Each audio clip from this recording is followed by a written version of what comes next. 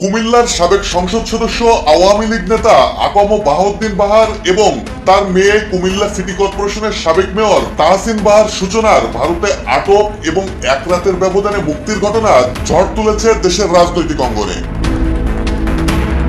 জানা গেছে শনিবার রাতে কলকাতার রাজারহাট থানা পুলিশ তাদের আটক করে, তবে রহস্যজনকভাবে এক রাতের মধ্যেই তারা ছাড়া পেয়ে যান। একটি নির্ভরযোগ্য সূত্র জানিয়েছে আওয়ামী লীগ নেতা বাহার ও তার মেয়ে সূচনা আটকের পরই ভারতে অবস্থানরত সাবেক প্রধানমন্ত্রী শেখ হাসিনার দ্বারস্থ হন আওয়ামী লীগ নেতারা। হাসিনার গ্রিন সিগন্যালে পশ্চিমবঙ্গের ক্ষমতাসীন দল ও কলকাতা পুলিশের সাথে দফায় দফায় আলোচনা করেন আওয়ামী লীগের সাবেক যুগ্ম সাধারণ সম্পাদক মাহবুবুল আলম হানিফ। রাতভর যোগাযোগের পর আটক সাবেক এমপি বাহার ও তার মেয়ে সাবেক মেয়র সূচনাকে ছেড়ে দেয় কলকাতা পুলিশ।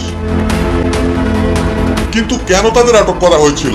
অভিযোগ উঠেছে শেখ হাসিনার শাসনামলেই আওয়ামী লীগ নেতা বাহার ও তার মেয়ে সূচনা হিন্দুদের উপর নির্যাতন ও ভারতের প্রধানমন্ত্রী নরেন্দ্র মোদীর বিরুদ্ধে অপপ্রচার চালিয়েছিলেন। এ কারণে পশ্চিমবঙ্গের বিজেপি নেতাকর্মী ও সাধারণ মানুষ তাদের উপর প্রচন্ড ক্ষিপ্ত। এমনকি বিভিন্ন সূত্র আশঙ্কা করছিল তারা ক্ষিপ্ত জনতার আক্রমণের শিকার হতে পারেন।